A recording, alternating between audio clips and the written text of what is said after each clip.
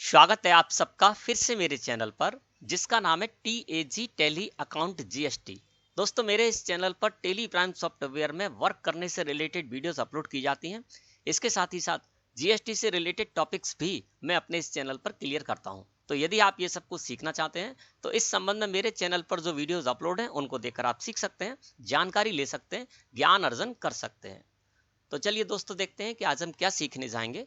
आज का हमारा टॉपिक क्या रहेगा। दोस्तों आज की वीडियो में हम सीखेंगे टेली प्राइम सॉफ्टवेयर में अपनी कंपनी के अंतर्गत बैंक स्टेटमेंट की एंट्री करना। मतलब ये कि सोनम ट्रेडर्स हमारी फर्म है और हमारी इस फर्म का स्टेट बैंक ऑफ इंडिया में एक करंट अकाउंट है।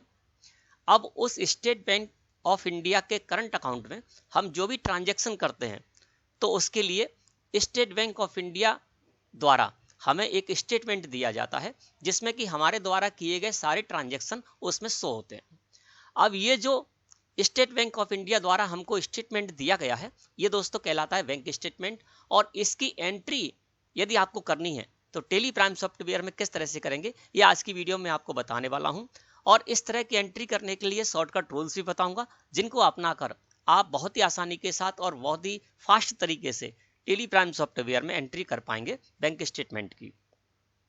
यहां पर मैंने एक बैंक स्टेटमेंट तैयार किया है जिससे कि आपको अच्छी तरह से समझ में आ सके। और जो बैंक स्टेटमेंट मैंने तैयार किया है इसकी एक एक एंट्री मैं आपको करके बताऊंगा जिससे कि आप जब भी बैंक स्टेटमेंट की एंट्री करने जाएंगे तो वहां पर आपको कोई प्रॉब्लम नहीं होगी और ये जो टॉपिक है आज का ये पूरी तरह से आपके लिए क्लियर हो जाएगा।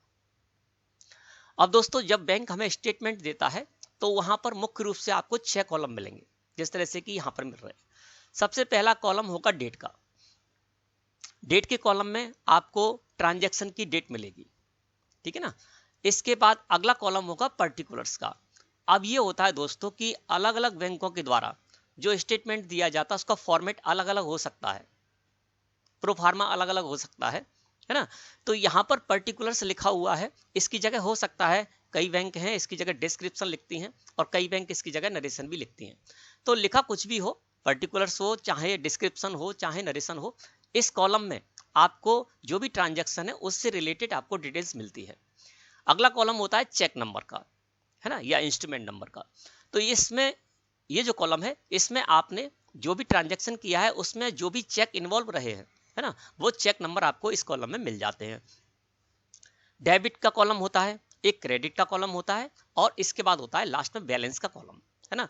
तो डेबिट में आपको अमाउंट शो होगा ट्रांजैक्शन का, क्रेडिट के कॉलम में भी अमाउंट शो होगा ट्रांजैक्शन का जिस तरह से कि यहाँ पर शो रहा है, और बैलेंस के कॉलम में हर एक एंट्री के बाद जो भी बैलेंस बच जाएगा वो आपको शो होगा, है ना। तो मुख्य रूप से ये 6 कॉलम आपको हर बैंक स्टेटमेंट में मिलेंगे। अब दोस्तों जब आप बैंक स्टेटमेंट की एंट्री करने जाएंगे तो आप जो बैंक स्टेटमेंट की एंट्री करेंगे तो उसमें जो भी ट्रांजैक्शन है दोस्तों उनको सिर्फ और सिर्फ आप 3 वाउचर में रिकॉर्ड करेंगे। 3 वाउचर में आप एंट्री करेंगे, पेमेंट वाउचर, रिसिप्ट वाउचर और कॉन्ट्रा वाउचर। इसके अलावा अन्य कोई वाउचर यहाँ पर नहीं लगेगा, यानी अन्य कोई वाउचर आपको यूज नहीं करना है। जब आप बैंक स्टेटमेंट की एंट्री करने जाएंगे तो सिर्फ 3 वाउचर आपको यूज करने हैं, पेमेंट, रिसिप्ट और कॉन्ट्रा वाउचर। अब ये तो हमने जान लिया कि बैंक स्टेटमेंट में जो भी ट्रांजैक्शंस हैं उनकी जब हम टेली प्राइम सॉफ्टवेयर में एंट्री करेंगे तो 3 वाउचर में ही एंट्री करनी है। लेकिन दोस्तों यहां पर जब हम एंट्री करने जाएंगे तो ये कैसे समझेंगे कि कौन सी एंट्री हमें पेमेंट वाउचर में करनी है, कौन सी एंट्री हमें रिसिप्ट वाउचर में करनी है और कौन सी एंट्री हमें कॉन्ट्रा वाउचर में करनी है। ये बताने से पहले मैं आपको बता देता हूं कि जो भी आपको बैंक स्टेटमेंट मिलेगा उस बैंक स्टेटमेंट में डेबिट के कॉलम में जब भी अमाउंट शो हो, है ना, ये देखिए डेबिट के कॉलम में अमाउंट शो रहा है, तो जब भी आपको डेबिट के कॉलम में अमाउंट शो हो तो आपको एक बात समझनी है, क्लियर है पूरी तरह से, कि जब भी डेबिट के कॉलम में अमाउंट शो रहा है तो इसका मतलब ये है कि हमारे इस बैंक अकाउंट से पैसा आउट हुआ है, या तो किसी को पे किया गया है या फिर फंड को ट्रांसफर किया गया है। यानी कहने का मतलब ये है कि डेबिट में अमाउंट है तो सीधी सी बात है कि हमारे बैंक अकाउंट से पैसा आउट हुआ है, ठीक है ना।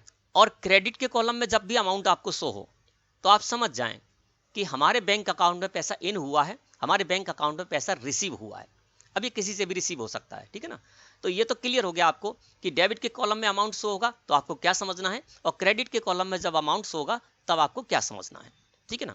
अब बात करते हैं कि आप ये कैसे समझेंगे कि कौन सी एंट्री हमको पेमेंट वाउचर में करनी है, कौन सी रिसिप्ट वाउचर में करनी है और कौन सी कॉन्ट्रा वाउचर में करनी है। अब जब डेबिट के कॉलम में अमाउंट शो हो रहा है तो हमको ये तो समझ में आ गया कि हमारे बैंक अकाउंट से पैसा आउट हुआ है। अब ये जो हमारे बैंक अकाउंट से पैसा आउट होगा ना दोस्तों, ये 3 तरीके से होगा।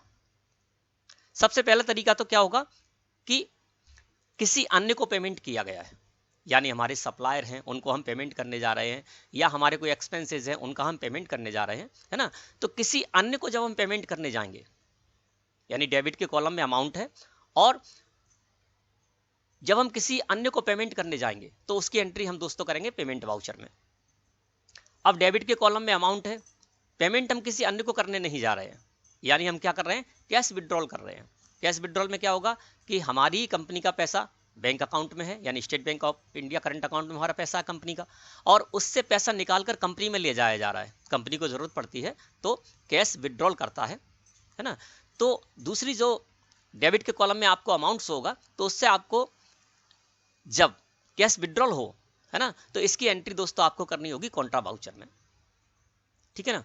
और तीसरी जो डेबिट के कॉलम में आपको अमाउंट्स होगा उसमें तीसरी एंट्री होगी कौन सी कि हमारा ये बैंक अकाउंट है state bank of India current account का, डेबिट के कॉलम में अमाउंट्स हो रहा है और हमारी कंपनी के किसी दूसरे बैंक अकाउंट में पैसे को ट्रांसफर किया गया है, फंड को ट्रांसफर किया गया है, तो इससे तो आउट ही हुआ है, लेकिन गया कहाँ है, गया हमारी कंपनी के किसी दूसरे बैंक अकाउंट में है। तो ये एंट्री भी दोस्तों आपको कॉन्ट्रा वाउचर में ही करनी है। जैसे कि यहाँ पर देखिए एग्जांपल से समझ लेते हैं। सबसे पहले देखिए यहाँ पर 1 मई 2022 में लिखा हुआ है Ganga traders, NEFT Ganga traders. अब देखिए NEFT गंगा ट्रेडर्स लिखा हुआ है, डेबिट के कॉलम में 10 लाख रुपए से हो रहे हैं। अब क्या है कि डेबिट के कॉलम में अमाउंट है तो 2 ही वाउचर में एंट्री जाएगी, पेमेंट में या फिर कॉन्ट्रा में। अब ये पेमेंट में जाएगी या कॉन्ट्रा में, तो ये दोस्तों पेमेंट में जाएगी, क्योंकि गंगा ट्रेडर्स कोई अन्य है जिसको कि पेमेंट किया जा रहा है 10 लाख रुपए का, है ना, तो ये पेमेंट वाउचर में जाएगी। और नीचे हम देखेंगे तो यहाँ पर आप देखिए 2 मई 2022 में आपको लिखा हुआ मिल रहा है कैश विड्रॉल। अमाउंट कहाँ है, डेबिट के कॉलम में, डेबिट के कॉलम में अमाउंट है, लेकिन ये कैश विड्रॉल है। वो ये रहा है कि हमारी कंपनी का पैसा एक से दूसरी जगह जा रहा है, यानी हमारी कंपनी का बैंक अकाउंट है, बैंक अकाउंट से पैसा निकाला गया है और कंपनी में ही लाया गया, तो कैश विड्रॉल। अब ये कैश विड्रॉल का जो 1 लाख रुपए का अमाउंट यहाँ पर शो रहा है ना, तो ये क्या है दोस्तों कि जो ये 1 लाख रुपए की एंट्री हम करेंगे, ये करेंगे हम किसमें, कॉन्ट्रा वाउचर में। तीसरी एंट्री भी मैंने यहाँ पर आपको दिखाने के लिए तैयार कर रखी है। देखिए यहाँ पर तीसरी एंट्री है, वो भी मैं आपको दिखाता हूँ। ये देखिए यहाँ पर लिखा हुआ है 1 जून 2022 में, आप ध्यान दीजिए 1 जून 2022 में लिखा है टू ट्रांसफर सोनम ट्रेडर्स, और यहाँ पर नीचे अकाउंट नंबर भी आ रहा है। डेबिट के कॉलम में अमाउंट है 2.5 लाख रुपए, तो डेबिट के कॉलम में अमाउंट है तो सीधी सी बात है हम या तो पेमेंट वाउचर में करेंगे या कॉन्ट्रा वाउचर में एंट्री करेंगे। अब ये पेमेंट में जाएगी या कॉन्ट्रा में जाएगी, तो दोस्तों ये वाली जो एंट्री है ये भी कॉन्ट्रा वाउचर में ही जाएगी। क्यों, क्योंकि हमारी कंपनी का नेम ही लिखा हुआ सोनम ट्रेडर्स, तो हमारी कंपनी का एक दूसरा बैंक अकाउंट है जिसका अकाउंट नंबर भी सो रहा है, उसमें ये 2.5 लाख रुपए गए हैं, है ना, उसमें ट्रांसफर किया गया फंड को, है ना, तो ये एंट्री भी दोस्तों कॉन्ट्रा वाउचर में जाएगी। तो मोटे तौर पर आप समझ लीजिए कि आपके डेबिट के कॉलम में जब भी अमाउंट शो रहा है तो आप जो है ना पेमेंट वाउचर और कॉन्ट्रा वाउचर में एंट्री करेंगे, रिसिप्ट वाउचर को अलग कर देंगे। रिसिप्ट वाउचर का यहाँ पर कोई भी यूज नहीं होगा जबकि डेबिट के कॉलम में आपका अमाउंट होगा, है ना। अब डेबिट के कॉलम में अमाउंट है तो आपको 3 तरह की एंट्री मिलेंगी। किसी अन्य को पेमेंट किया गया है तो आप पेमेंट वाउचर में एंट्री कीजिए, आपको पता चल जाएगा यहाँ पर नेम लिखा हुआ है गंगा ट्रेडर्स, यानी किसी अन्य को पेमेंट किया गया है ना, तो ये आपकी एंट्री जाएगी पेमेंट वाउचर में। इसके अलावा कैश विड्रॉल, तो कैश विड्रॉल की एंट्री आपको कॉन्ट्रा वाउचर में करनी है। और तीसरी जो इसमें आपको एंट्री मिलेगी, डेबिट के कॉलम में जब अमाउंट लिखा हुआ मिलेगा तो तीसरी एंट्री होगी आप ही की कंपनी के किसी दूसरे बैंक अकाउंट में फंड को ट्रांसफर किया गया है, तब भी आपको एंट्री कॉन्ट्रा वाउचर में ही करनी है। मोटे तौर पर आप ये भी समझ सकते हैं किसी अन्य को पेमेंट किया है, डेबिट के कॉलम में अमाउंट हो रहा है, किसी अन्य को पेमेंट किया है तो आपको पेमेंट वाउचर में एंट्री करनी है, और आप ही की कंपनी का पैसा इधर से उधर हो रहा है, जैसे कि कैश विड्रॉल में तो कंपनी का पैसा इधर से उधर हो रहा है, कंपनी के बैंक अकाउंट से निकाला गया और कंपनी में आ गया, तो कंपनी का पैसा एक से इधर से उधर हो रहा है, तो इसमें आप कॉन्ट्रा वाउचर की एंट्री कीजिए। इसी तरह से हमारी कंपनी किसी दूसरे बैंक अकाउंट में फंड को ट्रांसफर किया जा रहा है, तब भी कंपनी का पैसा एक जगह से दूसरी जगह जा रहा है, तो उसकी भी एंट्री आपको कॉन्ट्रा वाउचर में ही करनी है। अब चलते हैं क्रेडिट की ओर। क्रेडिट के कॉलम में जब भी अमाउंट्स होगा, है ना, तो इसकी एंट्री दोस्तों आपको 2 वाउचर में करनी है, रिसिप्ट और कॉन्ट्रा वाउचर। पेमेंट वाउचर को अलग कर देना है। क्रेडिट के कॉलम में जब भी अमाउंट शो हो तो आप समझ जाएं कि आपको एंट्री दो ही वाउचर में करनी है, एक तो रिसिप्ट वाउचर और दूसरा कॉन्ट्रा वाउचर। रिसिप्ट वाउचर में कौन सी एंट्री जाएगी? तो रिसिप्ट वाउचर में वो एंट्री जाएगी जबकि हमारे बैंक अकाउंट को किसी अन्य से रिसीव हो रहा है। जैसे कि यहां पर देखिए 1 मई 2022 में NEFT अजय ट्रेडर्स लिखा हुआ है और इसके सामने क्रेडिट के कॉलम में 70,000 रुपए शो रहे हैं। देखिए क्रेडिट का कॉलम है, 70,000 रुपए शो रहे हैं, यानी किसी अन्य से जब रिसीव होगा तो हम रिसिप्ट वाउचर में एंट्री करेंगे। इसके नीचे एंट्री है कैश डिपॉजिट, है ना, तो ये भी क्रेडिट के कॉलम में अमाउंट हो रहा है, लेकिन कैश डिपॉजिट का मतलब क्या हुआ कि कंपनी से पैसा ले जाकर और कंपनी के इस बैंक अकाउंट में जमा किया गया है ना। तो कैश डिपॉजिट की जो एंट्री है वो दोस्तों जाएगी आपकी कॉन्ट्रा वाउचर में। क्यों? कंपनी का पैसा ही एक से दूसरी जगह हो रहा है, कंपनी का पैसा है, कंपनी के पास कैश आया और उसको कंपनी के इस बैंक अकाउंट में डिपॉजिट कर दिया गया, तो इसकी दोस्तों आपको एंट्री करनी होगी कॉन्ट्रा वाउचर में, ठीक है। और तीसरा भी मैंने यहां पर एक एग्जांपल तैयार कर रखा है, वो भी बताते हैं। सबसे नीचे देखेंगे यहां पर सबसे नीचे 2 जून में है, ब्लैक कलर से लिखा हुआ है वाई ट्रांसफर सोनम ट्रेडर्स और क्रेडिट के कॉलम में अमाउंट है। इसका मतलब क्या है कि हमारी फर्म का नेम लिखा हुआ है और यहाँ पर अकाउंट नंबर भी सो रहा है, तो हमारी कंपनी के किसी दूसरे बैंक अकाउंट से पैसा रिसीव हुआ है इस बैंक अकाउंट में, तो ये एंट्री भी दोस्तों हमको करनी होगी कॉन्ट्रा वाउचर में, ठीक है। कहने का मतलब क्या हुआ, जब भी आपको क्रेडिट के कॉलम में अमाउंट शो हो तो आप समझ जाएं कि आपकी कंपनी को पैसा प्राप्त हुआ है, आपकी कंपनी के बैंक अकाउंट में पैसा आया है। किसी अन्य से आया है तो रिसिप्ट वाउचर में एंट्री कीजिए, और कैश डिपॉजिट किया गया है, कंपनी का ही पैसा है, कंपनी का कैश कंपनी के इस बैंक अकाउंट में जमा किया गया है, तो कैश डिपॉजिट हो गई है, तो ये कॉन्ट्रा वाउचर में एंट्री जाएगी। और कंपनी के ही किसी दूसरे बैंक अकाउंट से पैसा इस बैंक अकाउंट को रिसीव होता है, तो वो एंट्री भी दोस्तों आपको कॉन्ट्रा वाउचर में ही करनी है। अब दोस्तों ये तो हमने जान लिया, अब हम एक एक एंट्री भी आपको करके दिखाएंगे जिससे कि कॉन्सेप्ट पूरी तरह से क्लियर हो जाए और आपको प्रॉब्लम ना आए। अब आ जाते हैं हम दोस्तों अपनी कंपनी पर। अब यहाँ पर हुआ ये दोस्तों कि मैंने 1 मई 2022 से यहाँ पर काम करना शुरू किया है ना, 1 अप्रैल 2022 से मैंने काम करना शुरू किया है। यहाँ पर मैंने डेट पर आप ज़्यादा ध्यान ना दें, मैंने डेट डाल रखी है यहाँ पर 1 मई 2022 से लेकर, और मैंने यहाँ पर 2 जून के करीब आपको एंट्री करना बताया है, तो जो भी डेट है वो डेट आप डाल लेंगे। होगा ये कि हमारी ये कंपनी पुरानी है और इसका बैंक अकाउंट काफ़ी सालों से चल रहा है ना, लेकिन अभी तक हम मैनुअली कार्य करते थे, अब हम टेली प्राइम सॉफ्टवेयर में लेकर आए। तो हमें क्या करना होगा कि लेजर क्रिएट करना होगा state bank of India current account का, और वहां पर देखिए ओपनिंग बैलेंस हो रहा है, यानी क्लोजिंग बैलेंस, पिछले साल का जो क्लोजिंग बैलेंस है वो एज ए ओपनिंग बैलेंस आ जाएगा। तो पहले हमको क्या करना होगा, यहाँ पर आना होगा, और यहाँ पर सोनम ट्रेडर्स अपनी फर्म में हम आ गए, और यहाँ पर गेटवे ऑफ टेली मुख्य मेन्यू पर है। इस जगह पर दोस्तों आपको लेजर क्रिएट करना होगा। चूंकि मैंने लेजर क्रिएट कर रखा है तो मैं अल्टर में जाऊँगा, और अल्टर में जाने के बाद मैं गया लेजर में, और लेजर में जाने के बाद यहाँ से state bank of India current account का लेजर मैंने ले लिया। अब कैसे क्रिएट करना है तो मैंने आपको यहाँ पर दिखा देता हूँ। देखिए state bank of India current account, और उसके लास्ट की कुछ डिजिट भी मैंने डाल ली है। जब आपके पास एक ही बैंक के 2 या 3 आपके पास अकाउंट हो सकते हैं, तो आप यहाँ पर लास्ट में डिजिट भी डाल सकते हैं, जिससे क्या होगा कि आपको मैच करने में आसानी हो जाएगी। तो आपको जो बैंक स्टेटमेंट मिलेगा उससे आपको ये सारी जानकारी मिल जाएगी, ठीक है। मैंने यहाँ पर state bank of India current account लिख दिया है, अंडर रहेगा ये बैंक अकाउंट के, है ना, क्योंकि ये करंट अकाउंट है। जब लिमिट अकाउंट बनाए तो बैंक ओसीसी या बैंक ओडी अकाउंट आप यहाँ पर कर सकते हैं अंडर में, ठीक है ना। अकाउंट होल्डर का नेम यहाँ पर आ गया अमन ट्रेडर्स, सॉरी यहाँ पर सोनम ट्रेडर्स हमको करना है, तो हम कर देते हैं यहाँ पर सोनम ट्रेडर्स, ठीक है ना। ये हमारी फर्म का नेम है, क्या, क्योंकि फर्म के नेम से ही करंट अकाउंट ओपन होता है। और यहाँ पर मैंने अकाउंट का जो नंबर था वो नंबर डाल दिया, और नंबर डालने के बाद इस तरह से दोस्तों आप यहाँ पर इससे रिलेटेड जो भी एड्रेस आदि हैं, आपके बैंक का जो भी एड्रेस है वो एड्रेस आदि फिलअप करते हुए आप यहाँ पर उनका GSTIN भी डाल सकते हैं, है ना। तो बैंक के पास GSTIN होता है, बैंक GST में रजिस्टर्ड होता है, तो GSTIN में मैंने बैंक का नंबर डाल दिया, बैंक का GST नंबर डाल दिया। अब यहाँ पर देखिए ओपनिंग बैलेंस है दोस्तों, ये बात और ध्यान रख लें, यहाँ पर CR लिखा हुआ है, तो ये आपको ध्यान रखना है कि जब CR लिखा हुआ है, क्रेडिट है, CR यानी क्रेडिट, तो बैंक के स्टेटमेंट में जो अमाउंट क्रेडिट है वो आपके यहाँ डेबिट शो होना चाहिए, ठीक है ना। और अगर डेबिट है तो आपके यहाँ क्रेडिट शो होना चाहिए, उल्टा शो होगा। तो यहां पर क्रेडिट अमाउंट लिखा हुआ है, और मैं क्या करूंगा 12,25,830 रुपए यहां पर डालूंगा नीचे। ओपनिंग बैलेंस में कितना है 12,25,830, 12,25,830 है ना, और एंटर प्रेस करूंगा तो बाय डिफॉल्ट यहां पर DR आ गया। क्यों?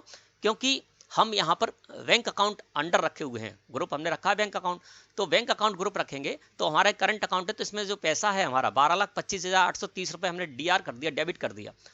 स्टेटमेंट में तो क्रेडिट मिलेगा, उल्टा होगा, मैंने आपको बता दिया, वहाँ क्रेडिट होगा तो आपके यहाँ डेबिट आना चाहिए, वहाँ डेबिट है तो आपके यहाँ क्रेडिट आना चाहिए। वो क्रेडिट शो रहा था उस जगह पर बैंक स्टेटमेंट में, तो इसका मतलब हमने यहाँ पर डेबिट डाल दिया। और डेबिट डालने का मतलब क्या है कि 12,25,830 रुपये हमारे बैंक में जमा हैं, इनको हम यूज़ कर सकते हैं, ये हमारा पैसा है 12,25,830 रुपये। तो ये मैंने यहाँ पर डाल दिया 12,25,830 रुपये, मैंने यहाँ पर ओपनिंग बैलेंस डाला और इसको इस तरह से मैंने एक्सेप्ट करा दिया। अब दोस्तों आ जाते हैं बाहर, अब चलते हैं एक एक एंट्री करने के लिए। तो एंट्री करने के लिए हमको क्या करना होगा, गेटवे ऑफ टेली मुख्य मेन्यू, यहाँ से जाना होगा बाउचर्स को सिलेक्ट करके, है ना। तो मैंने बाउचर्स को सिलेक्ट करके एंटर प्रेस कर दिया और यहाँ पर सबसे पहले देखते हैं पहली एंट्री हमारी क्या है। तो सबसे पहली एंट्री हमारी है यहाँ पर 1 मई 2022 में गंगा ट्रेडर्स को पेमेंट किया है 10 लाख रुपए का एनईएफटी के द्वारा, ठीक है ना। एक बार आपको जूम करके दिखा देता हूँ, देखिए ये है 1 मई 2022 में एनईएफटी गंगा ट्रेडर्स, डेबिट के कॉलम में अमाउंट हो रहा है यानी पेमेंट गया है, तो पेमेंट वाउचर में एंट्री करेंगे क्योंकि किसी अन्य को पेमेंट गया है, ठीक है ना। तो सबसे पहले हम यहाँ पर क्या करते हैं, F5 प्रेस कर देते हैं, पेमेंट वाउचर को लेकर आ जाते हैं। अब दोस्तों यहाँ पर जब मैं पेमेंट वाउचर में एंट्री करूंगा, रिसिप्ट वाउचर में एंट्री करूंगा, कॉन्ट्रा वाउचर में एंट्री करूंगा, ये तीनों ही वाउचर में लूंगा सिंगल एंट्री मोड में, ठीक है ना। सिंगल एंट्री मोड में जब आप कार्य करेंगे तो यहाँ पर डेबिट क्रेडिट आपको कहीं सही शो नहीं होगा, बाई और टू भी आपको कहीं भी शो नहीं होगा। तो ये सबसे अच्छा तरीका है। इससे क्या होगा कि जब आप सिंगल एंट्री मोड में पेमेंट वाउचर, रिसिप्ट वाउचर और कॉन्ट्रा वाउचर में एंट्री करेंगे तो एक छोटा सा रूल मैं बताऊंगा, उसको फॉलो करने के बाद आप बेहद आसानी के साथ बिना किसी कंफ्यूजन के एंट्री कर पाएंगे इन तीनों ही वाउचर में। अब ये जो पेमेंट है, अगर मैं यहाँ पर मैं F6 पर प्रेस करूँ तो देखिए यहाँ पर रिसिप्ट वाउचर आ गया, F4 प्रेस करता हूँ कॉन्ट्रा वाउचर आ गया, तीनों ही सिंगल एंट्री मोड में। तो यदि आप एक वाउचर में एंट्री इस तरह की सेटिंग करेंगे तो तीनों में अपने आप हो जाएगी। कैसे करना है, तो साइड में बटन बार है, यहाँ पर आपको चेंज मोड लिखा हुआ बटन मिलेगा, चेंज मोड पर करिए क्लिक। जैसे आप चेंज मोड पर क्लिक करेंगे तो यहाँ आपके पास ऑप्शन होगा डबल एंट्री और सिंगल एंट्री। यहाँ पर आपको सिंगल एंट्री को सिलेक्ट करके और दोस्तों एंटर प्रेस कर देना है। जैसे ही आप सिंगल एंट्री को सिलेक्ट करके एंटर प्रेस करेंगे तो आपके पेमेंट, रिसिप्ट और कॉन्ट्रा वाउचर तीनों ही सिंगल एंट्री मोड में आ जाएंगे, ठीक है ना। अब मैं सिंगल एंट्री मोड में ही आपको एंट्री करके बताऊंगा। तो सबसे पहले डेट क्या है, डेट देख लेते हैं। तो डेट के कॉलम में 1 मई 2022 हो रहा है, F2 प्रेस किया और यहाँ पर कर दिया 1 मई 22, ठीक है, एंटर प्रेस किया। अब दोस्तों जब आप पेमेंट वाउचर में एंट्री करने जाएंगे तो आपको अकाउंट का जो कॉलम है वो शो होगा। इसमें हमेशा आपको अपने बैंक का लेजर लगाना है, ठीक है ना। कौन सी बैंक का लेजर लगाना है, state bank of India current account का, क्योंकि उसी का हम यहाँ पर एंट्री करने जा रहे हैं। तो ये ध्यान रखना है आपको, बैंक स्टेटमेंट में जब भी आप एंट्री करने जा रहे हैं पेमेंट वाउचर में, तो सिंगल एंट्री मोड में जब एंट्री करने जा रहे हैं तो अकाउंट में हमेशा आपका बैंक अकाउंट आएगा और पर्टिकुलर में वो आएगा जिसको कि आप पेमेंट करने जा रहे हैं। तो अकाउंट में मुझे क्या करना है, यहाँ पर state bank of India current account मैंने ले लिया, ठीक है ना, और पर्टिकुलर में हमारा कर्सर आ गया। अब किसको पेमेंट करने जा रहे हैं, तो यहाँ हम किसको पेमेंट करने जा रहे हैं, गंगा ट्रेडर्स को पेमेंट करने जा रहे हैं। तो यहाँ पर मैं डाल दूंगा गंगा ट्रेडर्स का लेजर, गंगा ट्रेडर्स का लेजर लगा दिया। 10 लाख रुपए पेमेंट करने जा रहा हूं, अमाउंट में मैंने 10 लाख डाल दिया, एंटर प्रेस किया और यहाँ पर देख लेते हैं 10 लाख रुपए ही हैं जो कि हमने एनईएफटी के द्वारा पेमेंट किया। एंटर प्रेस किया, एंटर प्रेस किया, ये देखिए बैंक अलोकेशन में हम आ गए। अब दोस्तों बैंक अलोकेशन में जब हम आ जाते हैं तो यहाँ पर क्या है दोस्तों कि बहुत सारी आप सेटिंग कर सकते हैं, बहुत सारे कॉलम्स ला सकते हैं, कुछ कॉलम यहाँ पर आ रहे हैं, ठीक है ना। अब इसके लिए ये सेटिंग कहाँ से होती है, चलिए पहले आपको वो बता देते हैं। इसके लिए क्या करना है, बैंक अलोकेशन में जब आप आ जाएंगे तो यहाँ पर आपको कॉन्फ़िगर लिखा हुआ मिलेगा नीचे सबसे साइड में कॉन्फ़िगर, तो कॉन्फ़िगर पर क्लिक कर दीजिए या आप F12 प्रेस करिए कीबोर्ड से। मैं F12 प्रेस कर देता हूँ कीबोर्ड से। तो यहाँ पर दोस्तों आपके सामने कॉन्फ़िगरेशन आ जाएगा। अब कॉन्फ़िगरेशन में आपको बहुत सारे ऑप्शन मिलेंगे जिनको आपको यूज़ करना है। मैंने सारे यस कर रखे हैं। इससे क्या हो रहा है कि बैंक अलोकेशन में जब हम आ रहे हैं तो वहाँ पर सारे कॉलम हमको मिलेंगे। अब यहाँ पर किसी कॉलम को आपको यूज़ नहीं करना है तो उसको आप नो कर सकते हैं, जैसे कि शो रेफरेंस आईडी है, मैं इसको यदि नो कर देता हूँ, चलिए शो फेवरिंग नेम, इसको भी मैं नो कर देता हूँ, मुझे इसकी ज़रूरत नहीं है। अब जो मैं नो कर रहा हूँ तो उससे रिलेटेड बैंक अलोकेशन में जो कॉलम आ रहा है वो हट जाएंगे और हम वहाँ पर उससे रिलेटेड जानकारी नहीं डालना है तो हटा देते हैं। और जिनको आपको चाहिए कॉलम बैंक अलोकेशन में उसको यस कर दीजिए, तो उससे रिलेटेड कॉलम आएगा और उसमें आप वहां पर डाल पाएंगे। जैसे 100 रिमार्क है, इसको मैंने यस कर रखा है तो रिमार्क का कॉलम हमको वहां पर मिलेगा बैंक अलोकेशन में, ठीक है ना। तो इस तरह से दोस्तों आप इसकी सेटिंग कर सकते हैं, जो भी आपको चाहिए हो उसको यस कर दीजिए तो उससे रिलेटेड कॉलम आपको मिल जाएंगे। अब देखिए यहाँ पर ये कॉलम हमारे पास आ गए। अब सबसे पहले हमारा कर्सर है ट्रांजेक्शन टाइप में, बाय डिफॉल्ट यहाँ पर चेक सेलेक्ट होकर आता है, लेकिन यह क्या है कि हमने एनईएफटी के द्वारा पेमेंट किया है, है ना। तो यहाँ पर क्या करेंगे, आप स्पेस की प्रेस कीजिए। ट्रांजैक्शन टाइप में जब कर्सर है आप स्पेस की प्रेस कीजिए। जैसे ही आप ऐसा करेंगे साइड में देखिए ट्रांजैक्शन टाइप आपके सामने खुलकर आ जाएंगे, चेक, ई फंड ट्रांसफर और अदर। शो मोर यहाँ पर और मिल रहा है, तो शो मोर पर आप कर्सर लेकर जाइए और एंटर प्रेस कर दीजिए। तो और भी आपको यहाँ पर ऑप्शन मिल जाएंगे ट्रांजैक्शन टाइप के, एटीएम है, कार्ड है, चेक है, ईसीएस है ना, e fund transfer, electronic cheque, electronic DD है ना, अदर। तो ये आपको मिल जाएंगे। अब इसमें कौन सा है, तो ई फंड ट्रांसफर मैं यहाँ से सिलेक्ट करूँगा, क्योंकि ये जो एनईएफटी के द्वारा मैं पेमेंट कर रहा हूँ ई फंड ट्रांसफर के अंतर्गत आएगा। मैंने यहाँ पर ई फंड ट्रांसफर कर दिया, 10 लाख रुपए आ गया। अकाउंट नंबर आप यहाँ पर डाल सकते हैं, जिसको भी करने जा रहे हैं ना, इस तरह से आप कर दीजिए। यहाँ पर जो भी डिटेल्स है वो आप डिटेल डाल देंगे। और इंस्ट्रूमेंट नंबर चेक के द्वारा करने गए हैं तो 116070 मैंने यहाँ पर चेक नंबर डाल दिया। चेक नंबर डालने के बाद एंटर प्रेस किया। अब देखिए ट्रांसफर मोड में हमारे पास 2 ऑप्शन आ गए, एनईएफटी या आरटीजीएस। यानी ई फंड ट्रांसफर जो हमने किया है तो यहाँ पर पूछा जा रहा है कि नेफ्ट किया है या आरटीजीएस किया है, तो मैंने एनईएफटी के द्वारा किया, तो मैं यहाँ पर एनईएफटी ले लूंगा। और इस तरह से दोस्तों आपको डिटेल डालते हुए इसको एक्सेप्ट करा लेना है। तो ये एक एंट्री, पहली एंट्री होगी। अब दूसरी एंट्री करते हैं। दूसरी एंट्री क्या है, बैंक कमीशन की है ना। अब ये 10 लाख रुपए चेक के द्वारा जब हमने गंगा ट्रेडर्स को एनईएफटी किया था तो उस पर बैंक ने 40 रुपए कमीशन का लिया था और उस पर 18% जीएसटी, यानी बैंक जो हमारे ऊपर चार्जेस लगाता है उस पर 18% जीएसटी भी चार्ज करता है। और ये जो जीएसटी चार्ज करता है उसकी हम इनपुट टैक्स क्रेडिट भी क्लेम कर सकते हैं, अगर हमारा बैंक जो है जीएसटी पोर्टल पर इसको दिखा देता है, ठीक है ना। साधारणतः दिखाते ही हैं, तो ठीक है। अब यहाँ पर अगली एंट्री है 1 मई में ही है बैंक कमीशन की। 40 रुपए बैंक कमीशन के हैं और 7 रुपए 20 पैसे यहाँ पर हैं। देखिए डेबिट के कॉलम में ही अमाउंट सो रहा है। तो इसकी एंट्री भी दोस्तों हम पेमेंट वाउचर में ही करेंगे, क्योंकि किसी अन्य को ही पे कर रहे हैं, बैंक भी हमारे लिए किसी अन्य ही हो गया। तो बैंक कमीशन के 40 रुपए हैं और जीएसटी के 7 रुपए 20 पैसे। चलिए अब इसकी एंट्री करके देखते हैं। आ जाते हैं इसी जगह पर, पेमेंट वाउचर में ही एंट्री करेंगे, 1 मई में ही एंट्री करना है। यहाँ मैंने आपको बताया था हमेशा आपका बैंक का लेजर आएगा, जिस बैंक का स्टेटमेंट है मैंने वो बैंक का लेजर लगा दिया। पर्टिकुलर में यहाँ पर दोस्तों मैं लगाऊंगा, अगर आपको 7 रुपए 20 पैसे जो यहाँ पर शो हो रहे हैं जीएसटी के, इनको क्लेम करना है ना, तो आप किस तरह से करेंगे, और यदि क्लेम नहीं करना है वो किस तरह से करेंगे, दोनों ही तरह से मैं आपको इस तरह के बैंक चार्जेस की एंट्री करके बताऊंगा। तो मैंने यहाँ पर एक लेजर क्रिएट किया है, बैंक चार्जेस @ 18% जीएसटी। यानी ये जो 7 रुपए 20 पैसे हैं इसकी मैं इनपुट टैक्स क्रेडिट क्लेम करूंगा। जब क्लेम करना है तो मुझे लेजर बनाना होगा इस तरह से। यहाँ पर देखिए मैंने बैंक चार्जेस @ 18% जीएसटी लगा दिया। बैंक चार्जेस पे 18% ही लगता है जीएसटी, ठीक है। 40 रुपए लगाए हैं बैंक ने बैंक चार्जेस के और 7 रुपए 20 पैसे, तो 40 रुपए का 18% कितना हो गया, 7 रुपए 20 पैसे। तो 7 रुपए 20 पैसे उसने जो है ना वो जीएसटी के लगाए, तो 18% ही ये सर्विस है, इस पर हमको 18% ही टैक्स पे करना होता है। और इसकी आईटीसी भी क्लेम कर सकते हैं, जैसा कि मैंने आपको बताया। अब मुझे 7 रुपए 20 पैसे जो उसकी आईटीसी क्लेम करना है, तो मुझे इस तरह से एंट्री करनी होगी, बैंक चार्जेस @ 18% जीएसटी मैंने यहाँ पर लिख दिया। अंडर ये रहेगा इंडायरेक्ट एक्सपेंसेस के, इन्वेंट्री वैल्यूज आर अफेक्टेड को नो रखना है, इस जीएसटी एप्लीकेबल इसको एप्लीकेबल रखना है, सेट अल्टर जीएसटी डिटेल्स को आपको यस करना है और यस करके एंटर प्रेस कर देना है। तो आप यहाँ पर आ जाएंगे और इस जगह पर ये जो सर्विस है उस सर्विस का आप यहाँ पर HSN कोड डाल सकते हैं, है ना। इसके बाद नेचर ऑफ ट्रांजेक्शन में आपको कर देना है परचेज टैक्सेबल, ये ध्यान रखना है आपको। नेचर ऑफ ट्रांजैक्शन में लिस्ट आ जाएगी सामने खुलकर, इसमें से परचेज टैक्सेबल आपको सिलेक्ट कर लेना है। परचेज टैक्सेबल का मतलब क्या है कि हमारी स्टेट में बैंक है और जिस स्टेट में हमारी फर्म है उसी स्टेट में हमारी बैंक है। स्टेट क्या हमारी सिटी में ही होती है, तो यहाँ पर आप परचेज टैक्सेबल कर दीजिए, एंटर प्रेस कीजिए और यहाँ पर आ जाइए। तो यहाँ पर 18% मैंने इंटीग्रेटेड टैक्स सेट किया और इस तरह से दोस्तों टाइप ऑफ सप्लाई में सर्विस लेते हुए मैंने ये बैंक चार्जेज @ 18% जीएसटी का लेजर क्रिएट कर लिया। क्यों, क्योंकि मैं ये जो सर्विस के मैंने 40 रुपए दिए हैं, इस पर जो जीएसटी देकर आ रहा हूँ उसकी मुझे आईटीसी चाहिए। तो यहाँ पर मैं 40 रुपए डालूंगा इसमें, बैंक चार्जेज @ 18% जीएसटी का जो लेजर लगाया है उसके सामने अमाउंट में डाल दूंगा 40 रुपए। फिर मैं यहाँ पर 7 रुपए 20 पैसे जो लगे हैं, है ना, तो वो आधे आधे हो जाएंगे, 9% सीजीएसटी 9% एसजीएसटी। तो 7 रुपए 20 पैसे के आधे पैसे यहाँ पर देखिए 3 रुपए 60 पैसे सीजीएसटी में चले जाएंगे और एसजीएसटी में भी चले जाएंगे 3 रुपए 60 पैसे। तो ये आपके देखिए यहाँ पर 47 रुपए 20 पैसे की मैंने इस तरह से एंट्री कर ली। अब है ना ये जो 3 रुपए 60 पैसे सीजीएसटी के हेड में और 3 रुपए 60 पैसे एसजीएसटी के हेड में, इसकी मैं आईटीसी क्लेम करूंगा, इसलिए मैं इस तरह से इसकी एंट्री कर रहा हूँ, ठीक है। तो ये एंट्री भी आपको इस तरह से यहाँ पर जो भी जानकारी देनी है वो जानकारी दे के आप इसको कर लीजिए। 2 एंट्री हमारी हो गई। इसके बाद अगली एंट्री देखते हैं।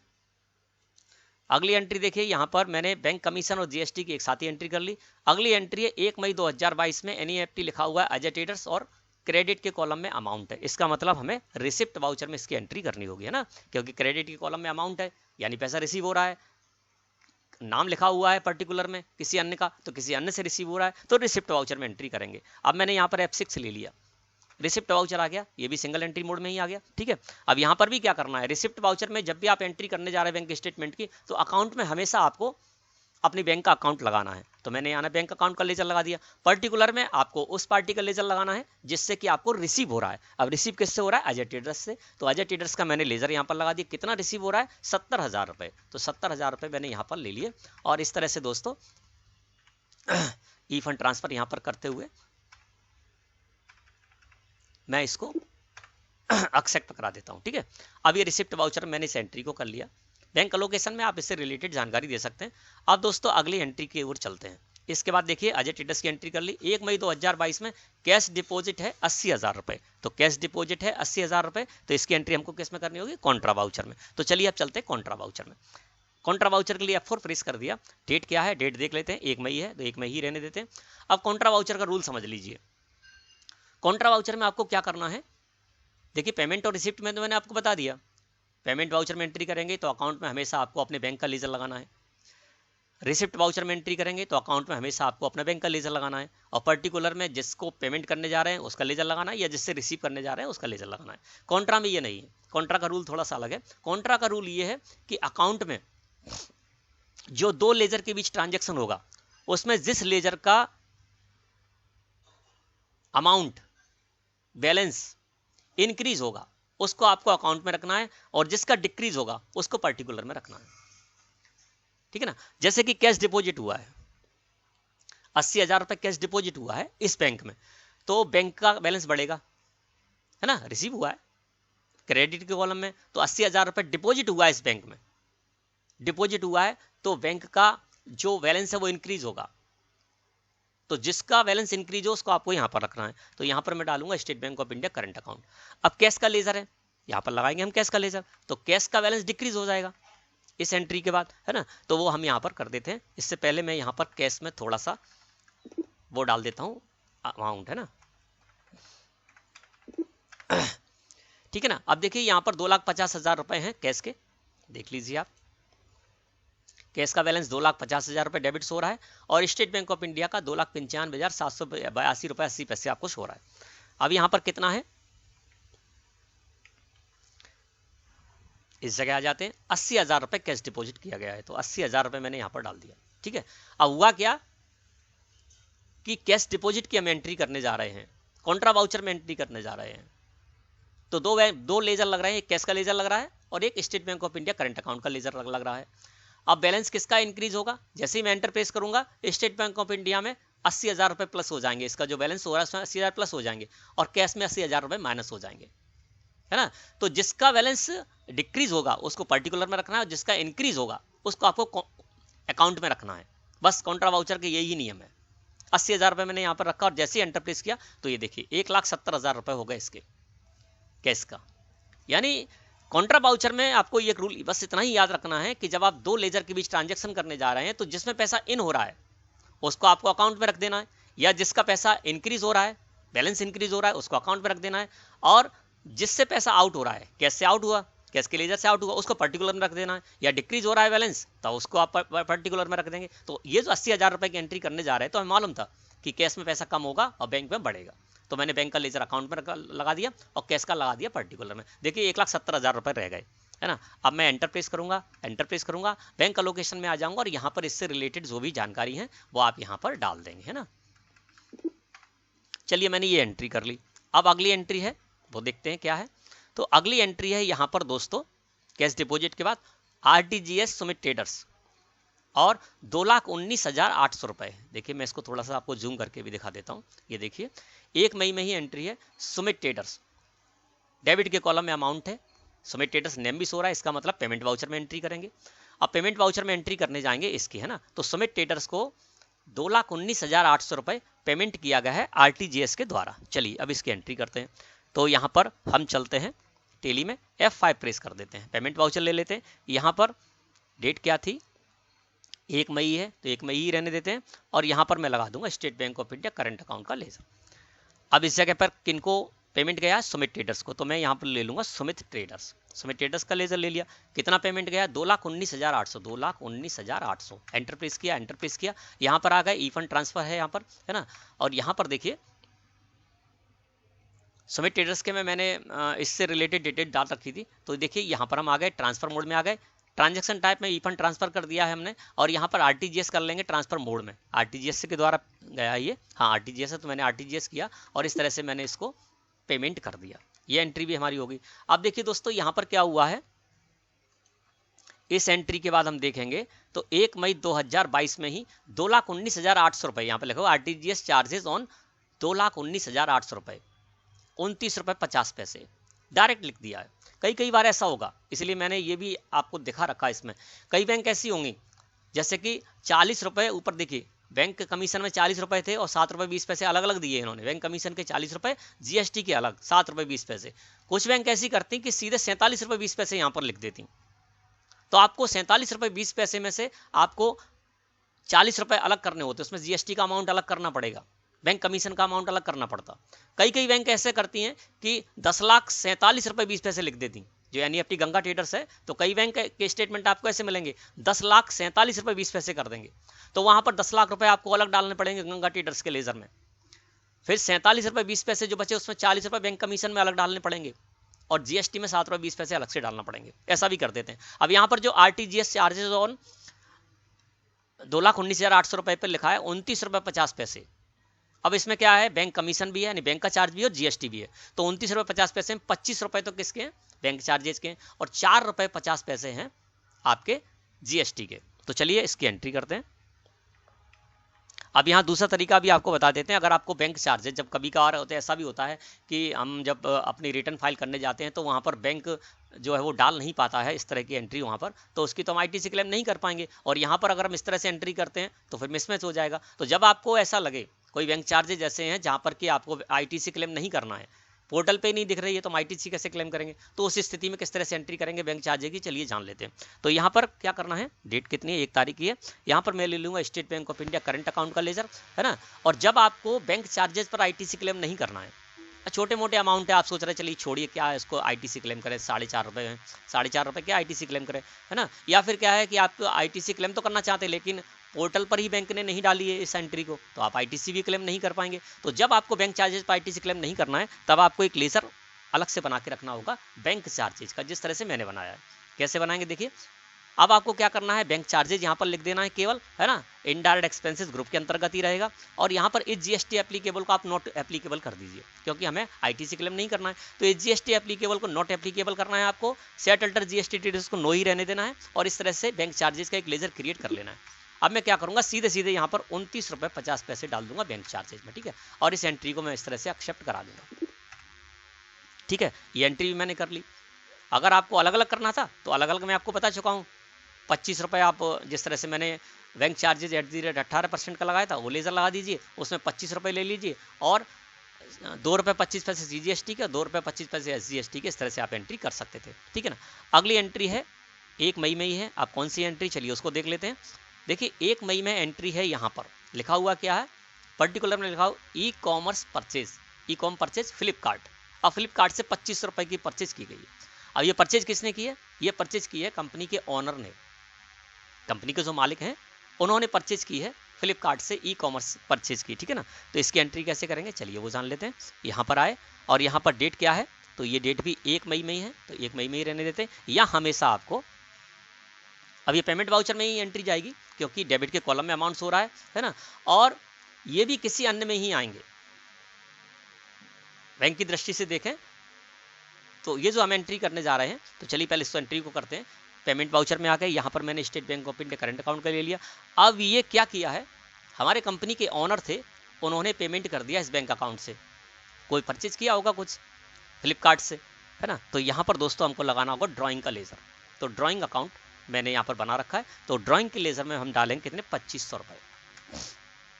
कंपनी के ऑनर ने फ्लिपकार्ट से पेमेंट कर दिया 2500 रुपये का। तो ये पैसा जो है वो हम क्या करेंगे, कंपनी के जो ओनर है उनके अकाउंट में इसको डाल देंगे। तो ये ड्राइंग अकाउंट मैंने यहाँ पर कर दिया और नीचे आप यहाँ पर लिख सकते हैं फ्लिपकार्ट ई परचेज है ना, वो आप यहाँ पर नरेशन में इसकी डिटेल आप दे सकते हैं। तो जब भी आपके कंपनी के ओनर या तो पैसा निकालते हैं या किसी को पेमेंट कर देते हैं, अपना व्यक्तिगत पेमेंट करते हैं, कंपनी का नहीं, व्यक्तिगत पेमेंट कर देते हैं, उन्होंने व्यक्तिगत रूप से कुछ परचेज किया है उसका पेमेंट कर दिया तो हमें ड्राइंग में डाल दिया। तो जब भी व्यक्तिगत रूप से जैसे कि स्कूल की फीस देते हैं, ये आपकी इसी बैंक अकाउंट से स्कूल की फीस देते हैं, आज यहाँ मान लीजिए 2 लाख रुपए स्कूल की फीस दी होती तो हम ड्राइंग अकाउंट में 2 लाख रुपए डाल देते और नीचे लिख देते स्कूल फीस, जो भी स्कूल था उसका नेम डाल देते, है ना। तो इस तरह से जब भी एंट्री ऐसी आए जबकि आपके कंपनी के ओनर ने पर्सनल यूज़ के लिए कोई भी पैसा यहाँ से निकाला है, इस बैंक से दिया है, किसी को पेमेंट किया है ना, तो आपको वहाँ पर ड्राइंग अकाउंट लगाना होगा और एंट्री करनी होगी आपको पेमेंट वाउचर में ही, ठीक है। तो इस तरह से मैंने इस एंट्री को भी कर लिया।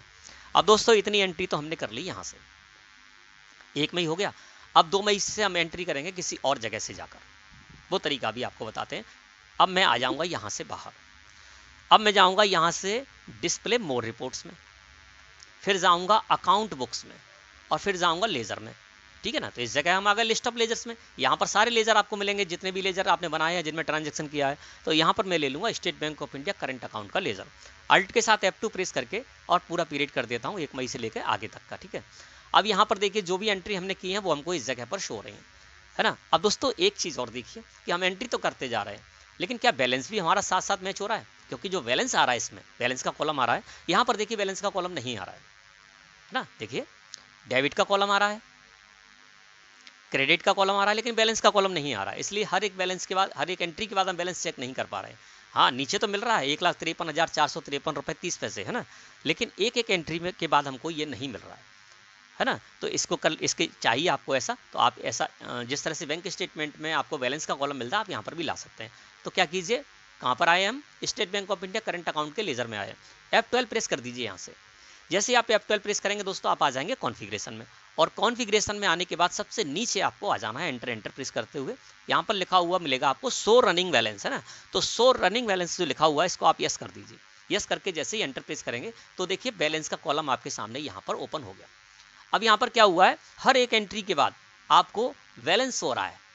जिस तरह से बैंक स्टेटमेंट में हर एक एंट्री के बाद हमें बैलेंस का कॉलम हो रहा है, तो हम बैलेंस हर एक एंट्री के बाद यहाँ पर मिला सकते हैं। अब देखिए मैंने 2500 रुपये की जो एंट्री की थी लास्ट, देखिए ये एंट्री ड्राइंग की 2500 रुपये की एंट्री की थी, इसके बाद हमारा बैलेंस कितना यहाँ पर आ रहा है 1,53,453.30।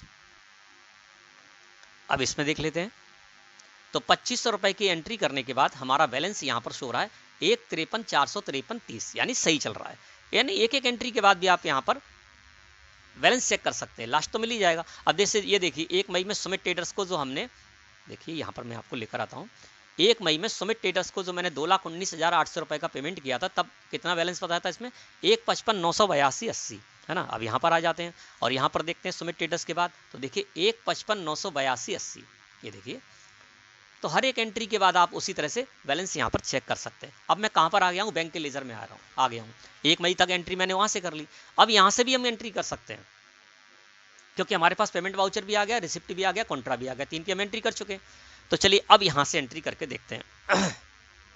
यहाँ से एंट्री करने से ये फायदा होगा आपको, साथ ही साथ बैलेंस यहाँ पर शो होता रहेगा, है ना। और कोई भी गड़बड़ भी होगी तो आपको बहुत जल्दी पकड़ में आ जाएगी। तो आप चाहें तो जिस तरह से वाउचर्स में जाकर हम कर रहे थे उस तरह से एंट्री कर सकते हैं, और आप state bank of India current account के लेजर में भी आकर एंट्री कर सकते हैं। अगली एंट्री हमारी है 2 मई की। कौन सी एंट्री है चलिए देखते हैं। यहाँ पर है 2 मई में कैश विड्रॉल, ठीक है ना। 2 मई में है कैश विड्रॉल 1 लाख रुपया डेबिट में सो रहा है, ठीक है ना। तो कैश विड्रॉल की एंट्री करनी है, तो चलिए अब हम चलते हैं कैश विड्रॉल की एंट्री करने। अब कैश विड्रॉल की एंट्री करना है तो किस में होगा, कॉन्ट्रा वाउचर में होगा। तो आप क्या कीजिए, यहाँ से अल्ट के साथ ए प्रेस कर दीजिए, फ्रेश वाउचर आपके सामने ओपन होकर आ जाएगा, है ना। अब मैं यहाँ से F4 प्रेस कर देता हूँ। अब ये एंट्री कौन सी है, कैश विड्रॉल की है, इसको मैं यहाँ से हटा देता हूँ। अब ये एंट्री कौन सी है, हमारी कैश विड्रॉल की है, यानी कैश निकाला गया। डेबिट के कॉलम में अमाउंट है, कैश विड्रॉल लिखा हुआ है, डेबिट के कॉलम में अमाउंट है, तो हमारे इस बैंक अकाउंट से पैसा आउट हुआ है ना। तो आउट तो हुआ है लेकिन कहीं और नहीं गया, किसी अन्य को नहीं दिया गया है, कंपनी में ही आया है ना। तो कैश विड्रॉल की जब आपको एंट्री करनी है तो यहाँ पर दोस्तों आपको लगाना होगा कैश, क्योंकि जब हम कैश विड्रॉल करेंगे तो कैश का जो लेजर है उसका बैलेंस बढ़ेगा और बैंक का घटेगा ना। और यहाँ पर लगा देंगे state bank of India current account. अब देखिए कैश में कितना है, कैश का अमाउंट कितना सो रहा है 1,70,000 रुपये। मैंने आपको कॉन्ट्रा का नियम बताया था। कॉन्ट्रा में जब भी आप एंट्री करने जा रहे हैं तो जिसका भी बैलेंस इंक्रीज होगा उसको आपको अकाउंट में रखना है, जिसका डिक्रीज होगा इस एंट्री के बाद, है ना, उसको आपको रखना है पर्टिकुलर में, या जिस भी अकाउंट में 2 लेजर आप लगा रहे हैं, जिस भी लेजर में पैसा इन हो रहा है उसको अकाउंट में रखना है, जिससे आउट होगा उसको आपको नीचे रखना है पर्टिकुलर में, है ना। तो इसमें क्या है, कैश विड्रॉल, बैंक से कैश निकल रहा है, बैंक से जब कैश निकलेगा तो कैश का जो लेजर है उसका अमाउंट बढ़ जाएगा और बैंक का घट जाएगा ना। अब कितना अमाउंट है, तो चलिए अमाउंट भी देख लेते हैं। अमाउंट है 1,00,000 रुपए, है ना, तो यहाँ पर हम डाल देंगे 1,00,000 रुपए, और जैसे ही एंटर प्रेस करेंगे तो कैश का जो बैलेंस है 1,70,000 रुपए, वो 2,70,000 रुपए हो जाएगा ना। और यहाँ पर इससे रिलेटेड जो भी आपकी डिटेल है वो आप यहाँ पर डिटेल डाल सकते हैं, है ना। ये क्या चेक विड्रॉल है, तो मैं यहाँ पर चेक डाल देता हूँ। चेक ट्रांजैक्शन टाइप में चेक ले लिया, और यहाँ पर चेक के द्वारा ही पैसा निकाला जाता है। तो चेक नंबर भी सो रहा है 116072, तो मैं यहाँ पर डाल दूँ 116072, और इस एंट्री को मैं इस तरह से दोस्तों एक्सेप्ट कर लूँगा, है ना। अब देखिए 2,70,000 रुपये हो गया कैश का बैलेंस, है ना। तो कॉन्ट्रा में सिर्फ आपको यही याद रखना है, 2 लेजर होंगे, 2 लेजर आपको लगाने हैं। जिस लेजर का इस एंट्री के, जो आप एंट्री करने जा रहे हैं, जिस लेजर का बैलेंस बढ़ेगा या जिस लेजर में पैसा इन होगा उसको आपको अकाउंट में रखना है, और जिस लेजर का बैलेंस घटेगा या जिससे पैसा आउट होगा उसको आपको पर्टिकुलर में रखना है। और इसी रूल को मैंने इस जगह पर फॉलो भी किया है, ठीक है। और इसको मैं कर लेता हूँ एक्सेप्ट। अब इसके बाद अगली एंट्री है वो देखते हैं। अगली एंट्री है यहाँ पर दोस्तों 2 मई 2022 लिखा हुआ है, वाई ट्रांसफर यूपीआई, है ना। तो यहाँ पर जो कैश की एंट्री थी, कैश विड्रॉल की, 2 मई में थी, तो इसको मैं यहाँ पर 2 मई कर देता हूँ, ठीक है। इसको एक्सेप्ट कर लिया, 2 मई कर लिया मैंने। अगली एंट्री है हमारी by transfer UPI Raman Gupta, और क्रेडिट में अमाउंट सो रहा है। तो क्रेडिट में अमाउंट सो रहा है 10,500 रुपये रिसीव हुए हैं, किसी अन्य का नेम सो रहा है, यानी किसी अन्य से रिसीव हुए हैं, तो रिसिप्ट वाउचर में हम इसकी एंट्री करेंगे, है ना। तो रिसिप्ट वाउचर की एंट्री करने के लिए दोस्तों मेरे पास पहले से रिसिप्ट वाउचर है, एंट्री है, तो इसी रिसिप्ट वाउचर को मैं कॉपी कर लूंगा, इसीलिए मैं इस जगह पर आया हूँ। कॉपी करने के लिए क्या होगा, आपको अल्ट के साथ 2 प्रेस करना है, या नीचे आप देखेंगे तो यहाँ पर आपको लिखा हुआ मिलेगा डुप्लीकेट वाउचर, इस पर कर दीजिए क्लिक। जिस भी वाउचर को आपको कॉपी करना है, अब मुझे रिसिप्ट वाउचर में एंट्री करना है, तो मैं यहीं से रिसिप्ट वाउचर को ले लूंगा, इसको कॉपी कर लूंगा, है ना। तो मैं क्या करूंगा, अजय ट्रेडर्स, ये वाली जो एंट्री है रिसिप्ट वाउचर की, इस पर मैं कर्सर लेकर आया और यहाँ पर डुप्लीकेट वाउचर लिखा हुआ उस पर कर देता हूँ क्लिक, या आप अल्ट के साथ 2 प्रेस करेंगे, ये एंट्री आ गई। अब यहाँ पर क्या है, किससे यूपीआई ट्रांजैक्शन प्राप्त हुआ है, रमन गुप्ता से, तो यहाँ पर मैं लगा दूंगा रमन गुप्ता का लेजर। रमन गुप्ता का लेजर लगा दिया। कितना अमाउंट है, अमाउंट है 10,500 रुपये, 10,500 रुपये किया, और यहाँ पर इससे रिलेटेड जो भी डिटेल है वो आप डिटेल देके और इस तरह से कॉपी कर सकते हैं किसी भी एंट्री को। अब मैंने क्या किया, उसी एंट्री को कॉपी किया, तो वो एंट्री बनी रही, और एक एंट्री अलग से आ गई यहाँ पर रमन गुप्ता की, लेकिन ये 2 मई था तो मैं यहाँ पर 2 मई कर देता हूँ, ठीक है। ये एंट्री हमारे पास इस तरह से हो गई। इसके बाद दोस्तों इस एंट्री के बाद जब देखेंगे रमन गुप्ता की जो एंट्री है उसके बाद 63,953 रुपये 30 पैसे बचे। तो देखिए यहाँ पर 63,953 रुपये 30 पैसे ही बच रहे हैं। अब और भी एंट्री है यहाँ पर, उनको भी कर लेते हैं, क्योंकि मैं चाहता हूँ कि आपको इस तरह से बताऊँ जिससे कि आपको आगे कोई दिक्कत ना हो, है ना। तो मैं इसको थोड़ा सा सेट कर लूँ, है ना। ये मैं आ गया इस जगह पर। अब फिर वही कॉलम है। अब देखिए क्या है, 31 मई में एंट्री है to clearing Aman traders, debit का कॉलम है। चलिए वैसे डेबिट का कॉलम है 10,000 रुपये। अब 10,000 रुपये यहाँ पर क्या लिखा हुआ है, 10,000 रुपये डेबिट के कॉलम में, तो पेमेंट किया गया है। तो हम क्या करेंगे, पेमेंट वाउचर को यहाँ पर कॉपी कर लेंगे। पेमेंट वाउचर हमको पहले से मिल रहा है, किसी भी पेमेंट वाउचर को हम कॉपी कर लेंगे अल्ट के साथ 2 प्रेस करके, और F2 प्रेस करके डेट डाल देंगे कितनी, 31 मई। मैंने यहाँ पर 31 मई डाल दिया क्योंकि 31 मई में एंट्री है। और 10,000 रुपये पेमेंट किया गया है अमन ट्रेडर्स को, है ना। तो मैं यहाँ पर डालूंगा अमन ट्रेडर्स, बैंक तो वही रहेगी। अमन ट्रेडर्स मैंने यहाँ पर डाल दिया, कितना रुपए, 10,000 रुपये, 10,000 रुपये मैंने यहाँ पर डाल दिया। और यहाँ पर चेक है तो चेक नंबर मैं डाल देता हूँ। चेक नंबर कितना है, 116073 मैंने डाला, और इस तरह से मैंने इस एंट्री को एक्सेप्ट कर लिया, ठीक है ना। अब ये हमारी एंट्री हो गई। इसके बाद अगली एंट्री है, देखेंगे तो 31 मई में है cheque transfer NEFT Raghav traders. अब राघव ट्रेडर्स को पेमेंट किया गया। देखिए यहाँ पर मैंने आपको बताया था, साथ में भी जोड़ देते हैं कुछ बैंक वाले, जैसे 50,000 रुपये चेक के द्वारा नेफ्ट किया गया है, एनईएफटी किया गया है राघव ट्रेडर्स को। तो 50,000 रुपये का तो हमने एनईएफटी किया है राघव ट्रेडर्स के लिए, और 4 रुपये 72 पैसे जो चार्ज था वो पूरा का पूरा इसी में ऐड कर दिया। अब इसमें क्या है कि 50,000 रुपये तो राघव ट्रेडर्स के लेजर में जाने चाहिए, 4 रुपये 72 पैसे में 4 रुपये किसके हैं, बैंक ने जो चार्ज लगाया उसके, और 72 पैसे जो होंगे वो होंगे आपके 4 रुपये पर 18% निकालेंगे तो वो हो जाएगा आपका बैंक चार्जेज। तो यहाँ पर इसको आप अलग अलग करना होगा एंट्री, क्योंकि हम पूरा का पूरा अमाउंट राघव ट्रेडर्स के अमाउंट लेजर में नहीं डाल सकते हैं ना। तो चलिए इस एंट्री को करते हैं। अब यहाँ पर 31 मई में पेमेंट की एंट्री है ना, तो मैं यहाँ पर आ जाता हूँ और पेमेंट की एंट्री को ही अल्ट के साथ 2 प्रेस करके कॉपी कर लेता हूँ। डेट क्या है, तो डेट यहाँ पर 31 मई है। राघव ट्रेडर्स को पेमेंट करने जा रहे हैं, तो यहाँ पर मैं डाल दूंगा राघव ट्रेडर्स। कितना, 50,000 रुपये ही इनके खाते में मैं डालूंगा, 50,000 रुपये। और बैंक चार्जेज में डाल दूंगा 4 रुपये 72 पैसे, है ना। अब ये 72 पैसे मैं क्लेम नहीं करने वाला हूँ, तो यहाँ पर मैं डाल दूंगा 4 रुपये 72 पैसे, ठीक है ना। तो 50,000 4 रुपये 72 पैसे की हमारी एंट्री हो गई। इसमें 50,000 रुपये राघव ट्रेडर्स के लेजर में चले जाएंगे और बैंक चार्जेज यानी इनडायरेक्ट एक्सपेंसेस के ग्रुप में हमारे 4 रुपये 72 पैसे चले जाएंगे, है ना। अब राघव ट्रेडर्स को ये जो हमने पेमेंट किया था NEFT से किया था, तो यहाँ पर आ जाते हैं। यहाँ पर इससे रिलेटेड जो भी एंट्री है वो हम डाल देंगे। राघव ट्रेडर्स यहाँ पर ले लेते हैं, यहाँ पर ले लेंगे ई फंड ट्रांसफ़र, है ना। और इस तरह से यहाँ पर इससे रिलेटेड जो है वो NEFT मैंने यहाँ पर कर दिया और इसको कर लिया एक्सेप्ट, ठीक है। अब ये राघव ट्रेडर्स और बैंक चार्जेस की एंट्री आपको इस तरह से अलग मिलेगी, क्योंकि मैंने अलग अलग किया, एक साथ नहीं किया, ठीक है। तो इस तरह से आपको करना है। जब भी आप NEFT RTGS से द्वारा पेमेंट करते हैं और उसी पेमेंट के रुपयों में बैंक चार्जेस भी लगा कर देता है, उसको आपको अलग करना होगा। क्योंकि राघव ट्रेडर्स को अगर 50,000 4 रुपये 72 पैसे पहुंचा देते तो गलत होता, क्योंकि पैसा तो उनके पास 50,000 ही पहुंचेगा। तो 50,000 मैंने उनके नेम में डाल दिया, देखिए, और 4 रुपये 72 पैसे अलग से बैंक चार्जेस में डाल दिया, एक ही एंट्री में कर दिया, कहीं कोई दिक्कत नहीं है ना। अब आ जाते हैं दोस्तों अगली एंट्री की ओर। अगली जो एंट्री है वो है हमारी वाई ट्रांसफ़र NEFT। अब देखिए यहाँ पर ये भी होगा आपके साथ, समझिए। यहाँ पर लिखा हुआ है 31 मई 2022 में बाई ट्रांसफ़र। अब नेम तो लिखा ही नहीं यहाँ पर, NEFT लिख दिया सिर्फ, और क्रेडिट के कॉलम में अमाउंट है 1,20,000 रुपये, यानी 1,20,000 रुपये प्राप्त हुए हैं NEFT से, ये तो लिखा है, लेकिन किससे प्राप्त हुए ये नहीं लिखा। तो ये समस्या भी आपके सामने आएगी। अब ऐसे में आप क्या करेंगे, तो ऐसे में क्या करेंगे चलिए मैं आपको बताता हूँ। जब आपके सामने बैंक स्टेटमेंट हो, आप एंट्री कर रहे हैं, कोई भी एंट्री हो, रिसिप्ट की हो, पेमेंट की हो, है ना, तो वहाँ पर ये नहीं लिखा है कि किसको पेमेंट किया गया है और नहीं लिखा हुआ मिल रहा है। कई बार आपके साथ ऐसा होगा, है ना, या आपने रिसीव किया, वहाँ पर नेम ही नहीं है किसी का, तो हम क्या करेंगे, बैठ जाएंगे। अब ये एंट्री कैसे डालेंगे, और इस एंट्री को नहीं डालते तो आगे का बैलेंस नहीं मिलेगा हमारा। तो इस एंट्री को कैसे डालेंगे चलिए जानते हैं। मतलब क्या है कि आपको यहाँ पर कंफर्म नहीं हो रहा है 1,20,000 रुपये, ये तो लिखा हुआ है कि 1,20,000 रुपये प्राप्त हुए हैं, क्रेडिट के कॉलम में अमाउंट शो हो रहा है ना, और बाई ट्रांसफ़र NEFT भी लिखा हुआ है, यानी हमारी बैंक का नेम नहीं है और कैश डिपॉजिट भी नहीं है। इसका मतलब किसी अन्य से प्राप्त हुआ है। अब किससे प्राप्त हुआ ये नहीं पता चल रहा है, तो इसको हम कैसे करेंगे चलिए जानते हैं। इस तरह की एंट्री तो करना ही होगी। तो 31 मई 2022 में ही हम रिसिप्ट वाउचर को यहाँ से उठा लेंगे, ठीक है। रिसिप्ट वाउचर को अल्ट के साथ 2 प्रेस करके मैंने कॉपी किया, F2 प्रेस किया, और यहाँ पर क्या डेट है वो डेट हम यहाँ पर डाल देते हैं। तो डेट है 31 मई, मैं यहाँ पर डाल देता हूँ 31 मई, ठीक है। रिसिप्ट वाउचर में एंट्री करना है, यहाँ पर आ गए।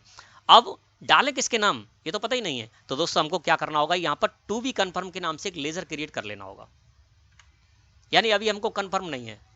अब इस तरह से हम एंट्री कर लेंगे तो उससे क्या होगा कि हमारा बैलेंस आगे मिलता चला जाएगा। अब टू बी कन्फर्म का लेजर कैसे क्रिएट करना पहले ये बता देते हैं। अल्ट यहाँ पर कंट्रोल के साथ एंटर प्रेस किया, तो टू बी कन्फर्म का जो आप लेजर बनाएंगे वो सस्पेंस अकाउंट के अंदर बनाएंगे, क्योंकि हमें अभी पता नहीं है, सस्पेंस में हमारी एंट्री है, सस्पेंस में हम डाल देते हैं। और यहाँ पर कितना अमाउंट है चलिए अमाउंट डाल देते हैं। अमाउंट है 1,20,000 रुपये, 1,20,000 रुपये, ठीक है, डाल दिया यहाँ पर। और इस तरह से ई फंड ट्रांसफर करते हुए मैंने इसको ले लिया और इससे रिलेटेड आप डिटेल डाल दें। अब इससे होगा क्या कि आपका बैलेंस आगे मिलता चला जाएगा, आपका बैंक स्टेटमेंट पूरी एंट्री हो जाएगी। अब ये टू बी कन्फर्म में डाल दिया है, तो हम क्या करेंगे बाद में इसको कंफर्म कर लेंगे, और कंफर्म करने के बाद हम क्या करेंगे कि यहाँ पर जिसको भी गया है, अभी नहीं तो बाद में कंफर्म हो जाएगा, है ना, तो जिससे भी हमको ये रिसीव हुआ है वो हमको पता चल जाएगा। तो हम क्या करेंगे उसका नेम बाद में डाल देंगे, वो भी मैं अभी आपको करके बताऊंगा, ठीक है। तो यहाँ पर 1,20,000 रुपये मैंने इस तरह से टू बी कन्फर्म में डाल दिए। देखिए यहाँ पर टू बी कन्फर्म आ गया। अब यहाँ पर नाम नहीं पता है, हम बाद में देख लेंगे, अपना काम तो हो रहा है। इसके बाद कितना बैलेंस था 1,23,948,58, तो देखिए 1,23,948,58 हमारा सो रहा है। अब इसके बाद अगली एंट्री है दोस्तों, वो देखेंगे यहाँ पर चेक बुक इशू चार्ज। अभी देखिए ये है चेकबुक इशू की थी बैंक ने, तो उसका चार्ज लगाया 236 रुपये। अब ये जो 236 रुपये हैं इसमें 200 रुपये तो बैंक के चार्ज के और 36 रुपये GST के, है ना। तो यहाँ पर दोस्तों आप चेकबुक इशू चार्ज मतलब बैंक चार्जेज में आपको इसकी एंट्री डालनी होगी। तो क्या है पेमेंट वाउचर में हम इसकी एंट्री करेंगे। तो यहाँ पर कोई भी एंट्री पेमेंट वाउचर की आप यहाँ से उठा सकते हैं, अल्ट के साथ 2 करके कॉपी कर लीजिए, F2 प्रेस कीजिए, कितनी तारीख है तो यहाँ पर चेकबुक इशू चार्जेस जो लगा है वो 31 मई में लगा है, तो यहाँ पर मैं 31 मई ही कर दूंगा, इस जगह पर आ गया। और यहाँ पर बैंक चार्जेस में मैं ले लूँगा, अगर आपको अलग करना है तो मैं यहाँ पर अलग कर लेता हूँ। बैंक चार्जेज @ 28% जीएसटी वाला मैंने लेजर लगाया, 200 रुपये इसमें डाल दिए। CGST में डालेंगे 18 रुपये और SGST में डालेंगे 18 रुपये, है ना। 200 रुपये पर 36 रुपये, जो 236 रुपये हैं, 236 रुपये में 200 रुपये तो बैंक चार्जेस के हैं, 18 रुपये CGST और SGST के, यानी 200 रुपये पर 18% कितना होगा, 36 रुपये, तो आधा आधा हो जाएगा, 9% CGST 9% SGST। और इस तरह से दोस्तों मैं इस एंट्री को भी एक्सेप्ट कर लेता हूँ। ये 236 रुपये की भी मैंने एंट्री कर ली। यहाँ पर देखिए आपको लिखा हुआ मिलेगा इस तरह से, है ना। देखिए 200 रुपये बैंक चार्जेज में गए, CGST 18 और SGST 18 रुपये, इस तरह से हम यहाँ पर आ गए। अगली एंट्री है, चलिए उसको भी देख लेते हैं। इसके बाद चेक बुक इशू चार्ज के बाद अगली एंट्री है चेक डिपॉजिट, फिर वही लफड़ा है। 31 मई में देखिए यहाँ पर चेक डिपॉजिट लिखा हुआ है सिर्फ, और क्रेडिट के कॉलम में अमाउंट है, यानी ये पैसा प्राप्त हुआ है, ठीक है ना।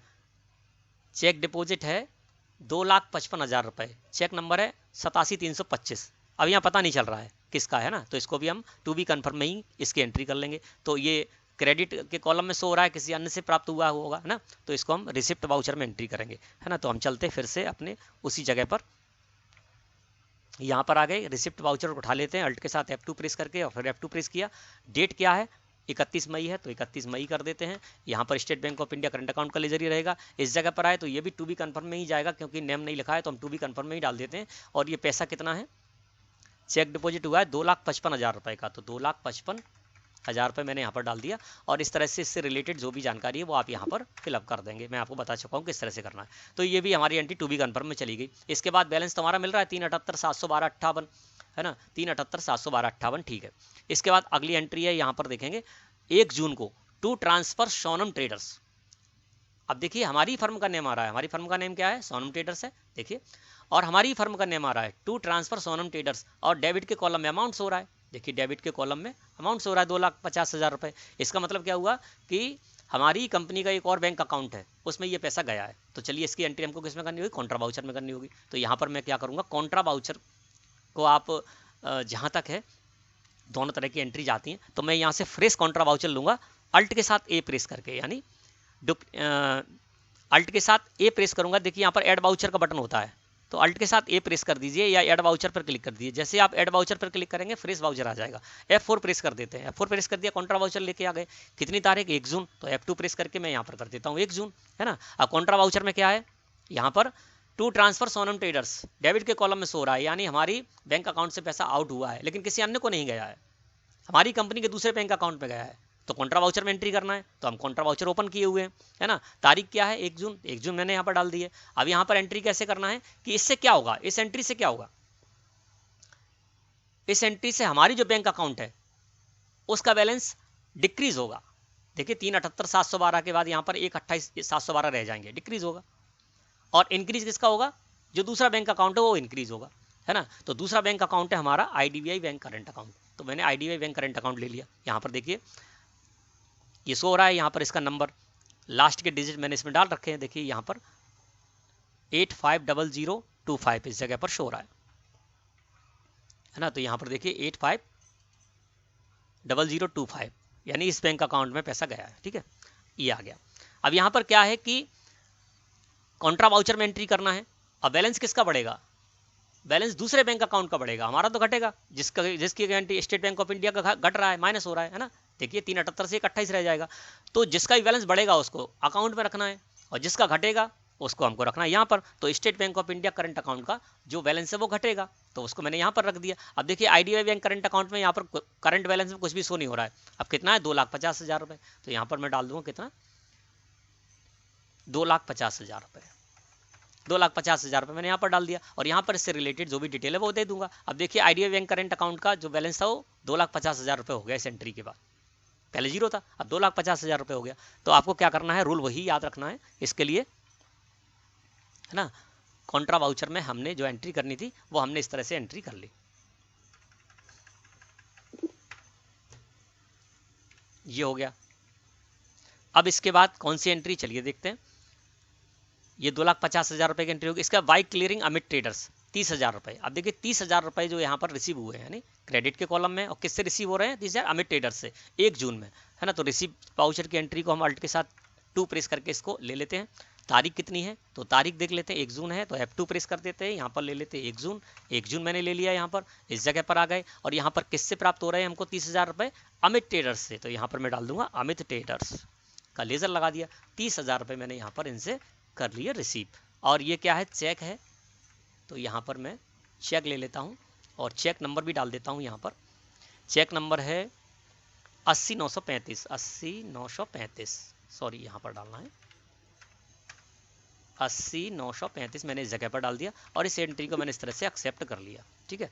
अब इस एंट्री के बाद 1,58,712 है, 1,58,712 हो गए। ठीक है। अब क्या है? Check return. अगली एंट्री देखिए, ये भी इस तरह की एंट्रियाँ भी आती हैं। हुआ क्या कि ये चेक हमने लगाया था, है ना, और चेक क्या हुआ? रिटर्न हो गया। 30,000 रुपये पहले तो आ गए हमारे खाते में, फिर हमारे खाते से निकल गए ये 30,000 रुपये। देखिए आउट चेक रिटर्न लिखा हुआ, डेट एक ही है, 1 जून है, 1 जून है। और इसके साथ साथ नीचे देखेंगे तो चेक रिटर्न चार्जेस भी लगा हुआ है। इसका मतलब क्या है कि चेक रिटर्न हुआ है। तो अब इसकी एंट्री भी दोस्तों हमको करनी होगी, है ना। तो अभी तो हमने क्या किया? रिसिप्ट वाउचर में एंट्री कर ली। अब हमको पेमेंट वाउचर में एंट्री करनी होगी, यही वाली, है ना। तो यहाँ पर मैं ले लेता हूँ, कोई भी पेमेंट वाउचर उठा लेता हूँ, अल्ट के साथ 2 प्रेस करके F2 प्रेस कर देता हूँ। और तारीख कितनी है? 1 जून, 1 जून। ठीक है ना। तो पहले मैंने इनसे रिसीव की एंट्री की थी, है ना। कौन सी पार्टी है ये पार्टी है अमित ट्रेडर्स। अमित ट्रेडर्स 30,000 रुपये। ठीक है ना। तो इससे क्या हुआ? ये मैंने पेमेंट में एंट्री कर ली। पहले रिसिप्ट में एंट्री आई थी 30,000 रुपये की, है ना। ये देखिए 80,000 रुपये रिसीव हो गए थे। बाद में क्या हुआ? 30,000 रुपये हमारे में बैलेंस भी बढ़ गया था। उसके बाद ये चेक रिटर्न हो गया तो 30,000 रुपये उसमें से हटा दिए गए, माइनस हो गए, है ना। तो जिस पार्टी से हमको रिसीव हुए उसी पार्टी को हम पेमेंट कर देंगे, तो बराबर हो जाएगा उसका बैलेंस, है ना। तो मैंने इस तरह से इसको कर लिया एंट्री को, है ना।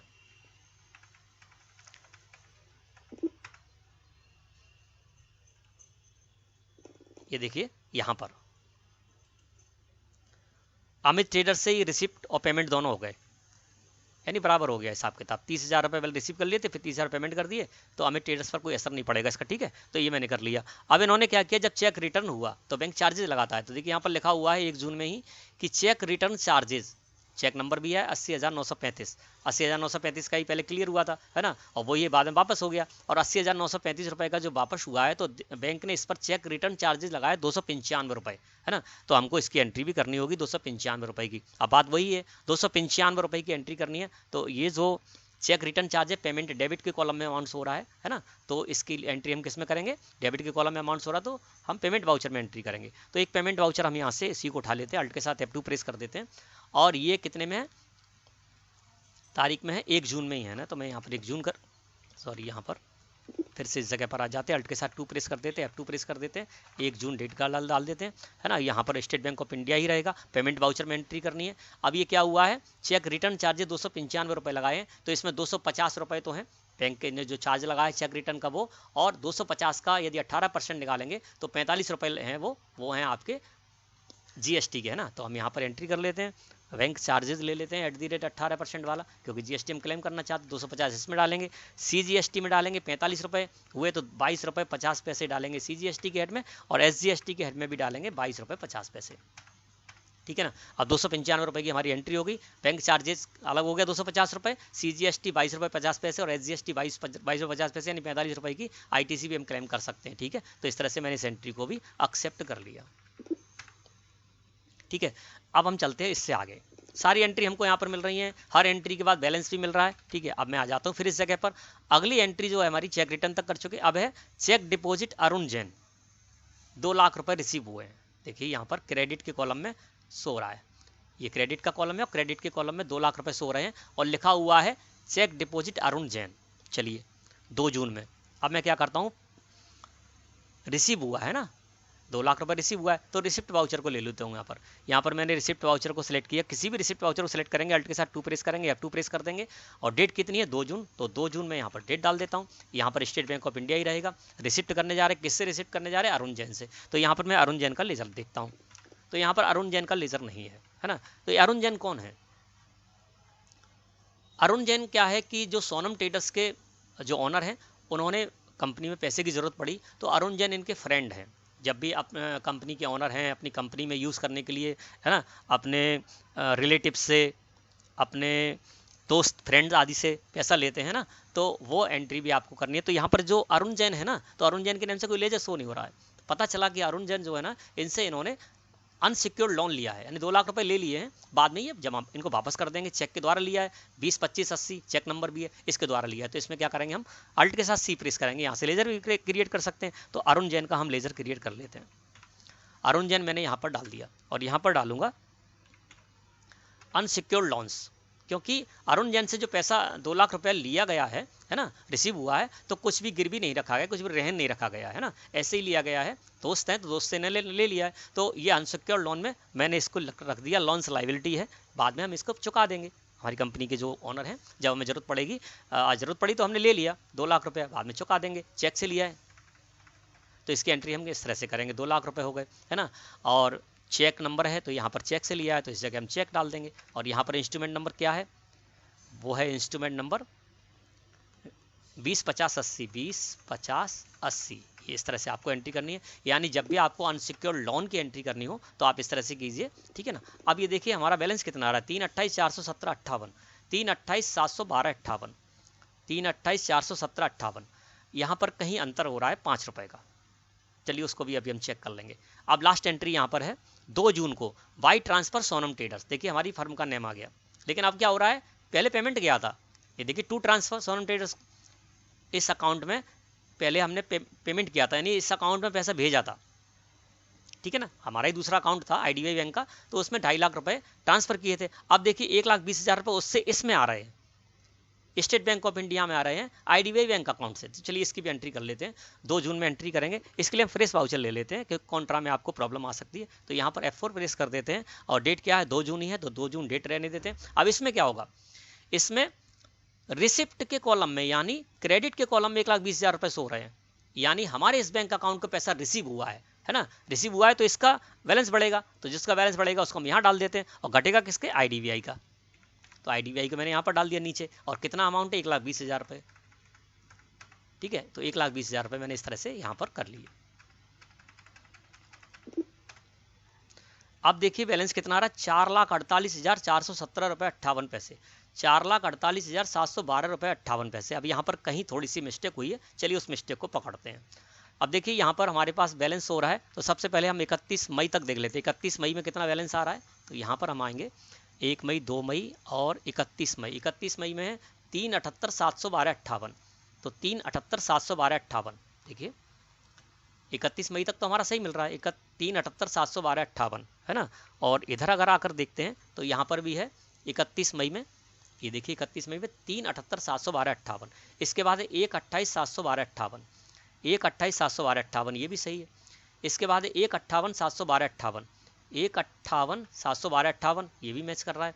इसके बाद 1,28,712 58, 1,28,712 58। फिर है 295 रुपये की एंट्री है, उसके बाद है 1,28,417 58, 1,28,417 58, ये भी ठीक है, 1,28,417 58, 295 रुपये की एंट्री के बाद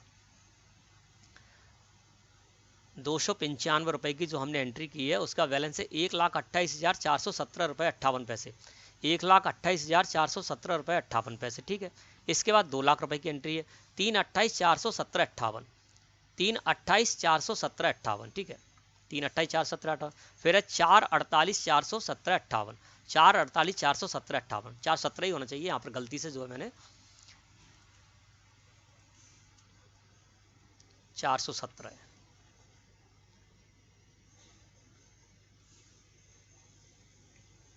चार 417 58,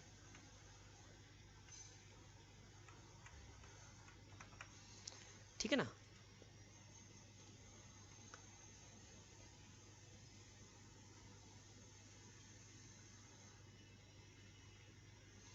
तीन 28,417 58, यहाँ पर है 3,28,717। देखिए जो है ना 417 की जगह मैंने यहाँ पर 412 कर दिए थे, थोड़ा सा टाइप करने में मुझसे गलती हो गया था, है ना। तो यहाँ पर मैं क्या करूँगा,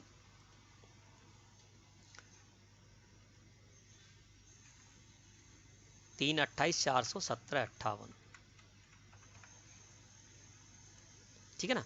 अब देखिए यहाँ पर आखिरी बैलेंस हमारा सो रहा है, देखिए 2 लाख के बाद यहाँ पर 3 लाख, देखिए यहाँ पर 1,28,417 रुपये थे, इसका 2 लाख रिसीव हुए तो ये हो गए 3,28,417 रुपये 58 पैसे। अब 3,28,417 रुपये 58 पैसे थे, इसमें 1,20,000 रुपये और आ गए, तो 3,28 यानी 4,48,417 रुपये 58 पैसे इसमें आ रहा है, और हमारा भी आ रहा है 4,48,417 रुपये 58 पैसे, है ना। तो इस तरह से दोस्तों आप एक एक करके एंट्री चेक भी कर सकते हैं। यहाँ पर मुझसे लिखने में थोड़ी गलती हो गई थी, है ना, तो वो मैंने आपको बता दिया कि ये सही है अमाउंट, है ना।